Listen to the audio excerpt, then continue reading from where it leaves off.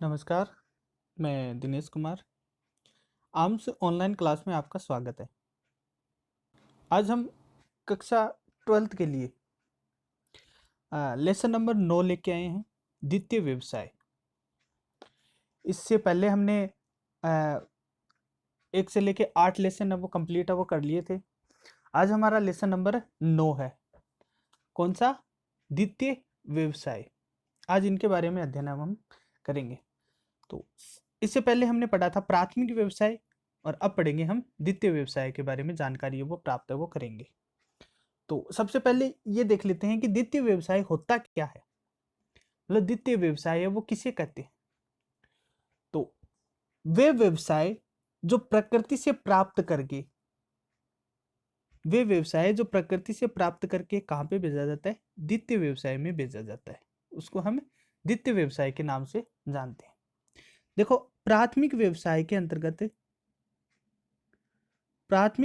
में तो हम प्रकृति से प्राप्त करते हैं, ठीक है। और द्वितीय व्यवसाय में हम क्या करते हैं कि प्रकृति से जो प्राप्त करके उसको हम द्वितीय व्यवसाय में भेजा जाता है। जैसे मतलब उन सभी क्रियाओं को हम द्वितीय व्यवसाय के अंतर्गत सम्मिलित है वो करते हैं, जिनसे मान लो प्राकृतिक संसाधनों को परिष्कृत करना ये द्वितीय व्यवसाय के अंतर्गत होता है। और उनका रूप बदलना तथा जीवन यापन के लिए अधिक उपयोगी बनाना संबंधी कार्य है वो किसके अंतर्गत किए जाते हैं? द्वितीय व्यवसाय के अंतर्गत है वो किए जाते हैं। तो अब देखो, उद्योगों की अवस्थिति को प्रभावित करने वाले मतलब द्वितीय व्यवसाय के अंतर्गत सबसे पहला हम पॉइंट लेंगे, वो है हमारा उद्योग।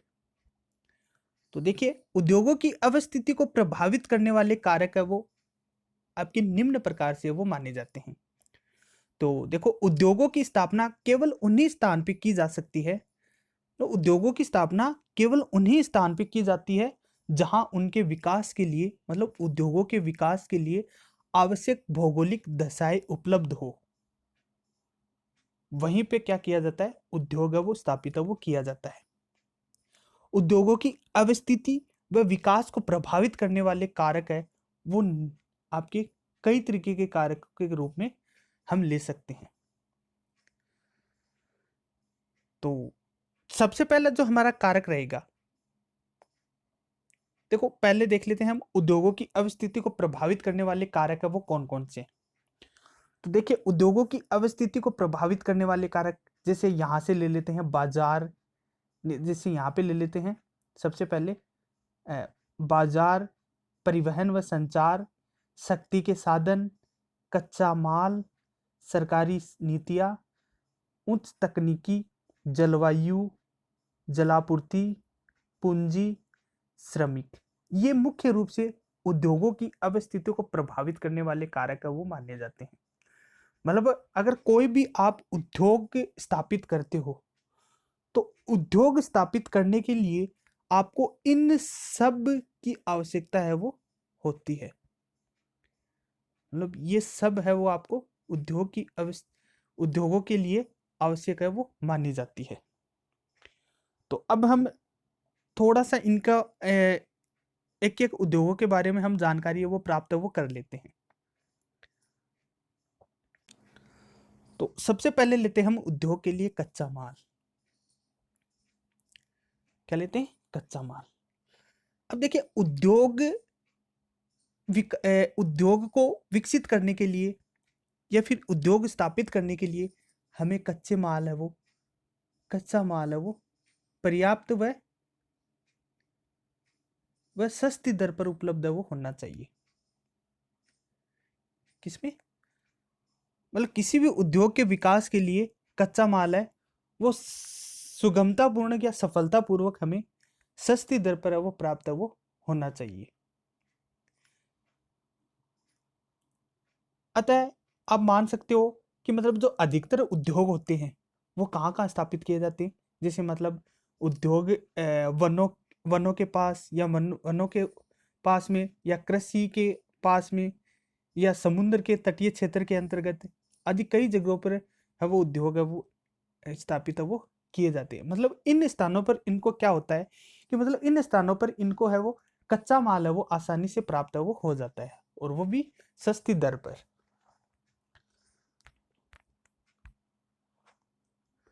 देखो कई कच्चे माल है वो भारी भी होते हैं, और कई कच्चा माल है वो आपका हल्का भी होता है। देखो सस्ता व जिनके अंतर्गत मतलब निर्माण के दौरान वजन कम होता है, मतलब निर्माण के दौरान है वो वजन कम होता है, इनमें इसी तरह की प्रवृत्ति है वो पाई जाती है। और अगर ऐसा नहीं होगा तो उनकी क्या होगी, जो परिवहन, ऐसा नहीं होगा तो उनकी जो परिवहन वे जो खर्चा होता है वो क्या होता है, बढ़ जाता है।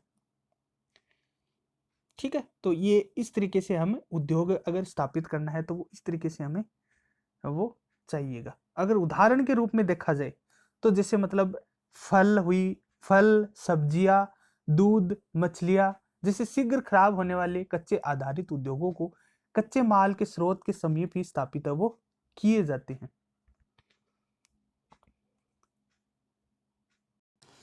उद्योगों के अंतर्गत दूसरा जो पॉइंट रहेगा, वो दूसरा पॉइंट रहेगा हमारे शक्ति के साधन। कौन सा? शक्ति के साधन। अब देखो शक्ति के साधन का सुचारू व सुगम रूप में, शक्ति के साधन सुचारू व सुगम रूप में मिलना उद्योगों के लिए केंद्रीकरण का आधार है वो माना जाता है। किसके लिए केंद्रीकरण का आधार है वो माना जाता है?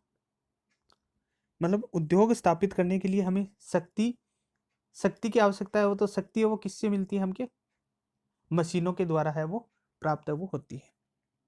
जैसे मान लो शक्ति के प्रमुख साधन के रूप में अगर देखा जाए तो जैसे शक्ति के प्रमुख साधन है वो कोयला, पेट्रोल, जल विद्युत और गैस और परमाणु ऊर्जा। गैस और परमाणु ऊर्जा, ये मुख्य रूप से शक्ति के साधन है वो माने जाते हैं। तीसरा पॉइंट है हमारा, वो रहेगा हमारा परिवहन व संचार। देखो कच्चे माल को कारखानों तक लाने तथा कच्चे माल को कारखानों तक लाने, कारखानों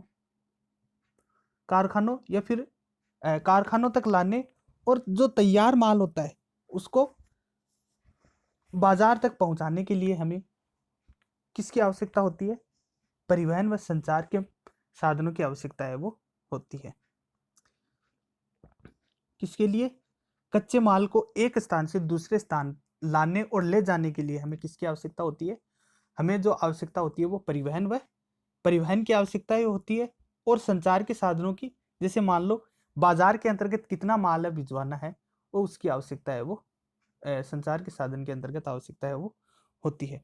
मतलब संचार के साधन के अंतर्गत देखा जाए तो मतलब जैसे ये क्या होते हैं कि जो परिवहन के साधनों की भांति संचार के साधन के अंतर्गत है वो माने जाते हैं। जैसे मान लो आप डाक हुआ, तार हुआ, टेलीफोन, ईमेल, इंटरनेट आदि कई तरीके के औद्योगिक विकास के लिए सहायक है वो माने जाते हैं। चौथा जो पॉइंट रहेगा, चौथा जो पॉइंट रहेगा वो हमारा रहेगा बाजार। कौन सा? बाजार। देखो उद्योगों की स्थापना में सबसे प्रमुख कारक है वो किसको माना जाता है? उसके उत्पादित माल के लिए बाजार का उपलब्ध है वो होना आवश्यक है। मतलब उद्योगों को स्थापित करने के लिए सबसे मुख्य कारण किसको माना जाता है? बाजार को है माना जाता है। और बाजार के अंतर्गत ही हम क्या करते हैं कि मतलब कच्ची वस्तुओं को वहां पे बेचते हैं, और पक्के जो तैयार माल सॉरी जो मतलब पक्के जो तैयार माल को क्या करते हैं, बाजार के अंतर्गत भेजा जाता है, और कच्चे माल को बाजार से मंगवाया जाता है। फिर बाद में पांचवा जो पॉइंट रहेगा वो हमारे रहेगा कुशल श्रमिक। देखो उद्योगों के में तेज गति से यंत्रीकरण और स्वचालन ही वृद्धि है वो मानी जाती है। किसको? यंत्रीकरण को मानी जाती है। मतलब स्वचालन की वृद्धि है वो किस में मानी जाती है? यंत्रीकरण के अंतर्गत है वो मानी जाती है। फिर भी उद्योगों में कुशल श्रमिक की अधिक आवश्यकता है वो होती है। देखो आपने देखा होगा कि जो बड़े बड़े उद्योग होते हैं उसके अंतर्गत क्या होते हैं कि बड़ी बड़ी मशीनें हैं वो काम में ली जाती है, लेकिन उन मशीनों को सुचारू रूप से चलाने के लिए किसकी आवश्यकता होती है? हमें श्रमिकों की आवश्यकता तो होती है।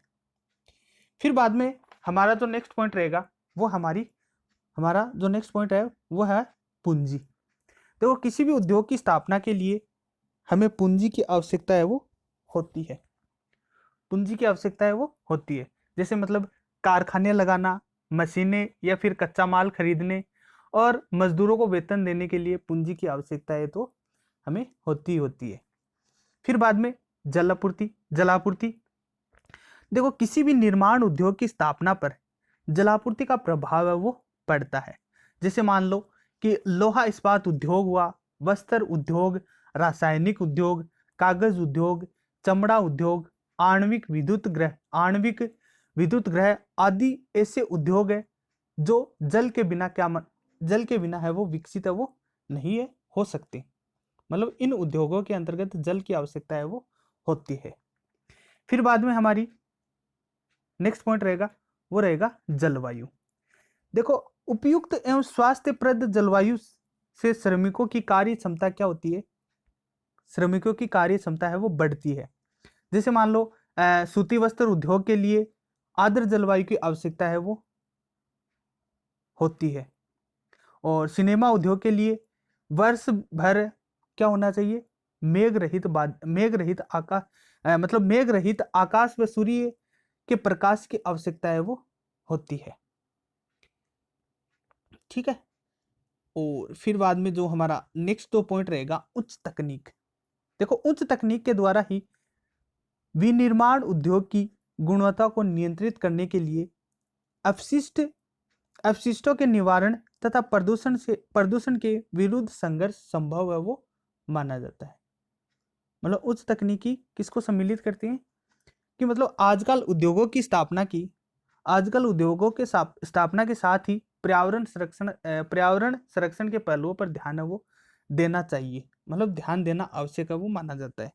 ये नहीं होता है कि मतलब उद्योग लगा लिया और उद्योग लगाते ही जो मतलब उससे जो कचरा निकलता है, जो अपशिष्ट पदार्थ निकलता है, उसको वातावरण के अंतर्गत ऐसे ही फैला दिया जाता है। ये नहीं होता है।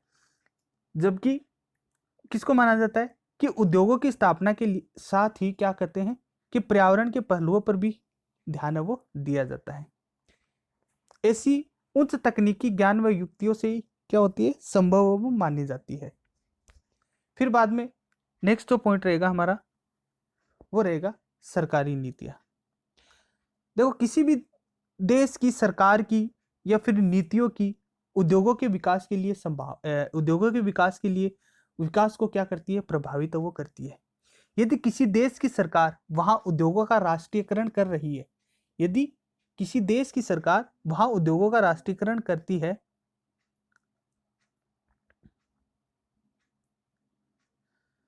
तो विदेशी कंपनियां वहां उद्योगों को नहीं लगा पाएगी। इसके विपरीत यदि मान लो टैक्स के अंतर्गत छूट हुई अथवा अन्य सुविधाएं दी जाए तो उद्योगों के विकास की संभावना है वो बढ़ जाती है। तो ये इस तरीके से उद्योगों की स्थापना है वो की जाती है। मतलब उद्योगों की अवस्थिति के कारण है वो माने जाते हैं। तो आज के लिए सिर्फ एक छोटा सा टॉपिक था, इतना ही। मिलते हैं हम नेक्स्ट वीडियो में नेक्स्ट टॉपिक के साथ। तब तक के लिए जय हिंद, जय भारत।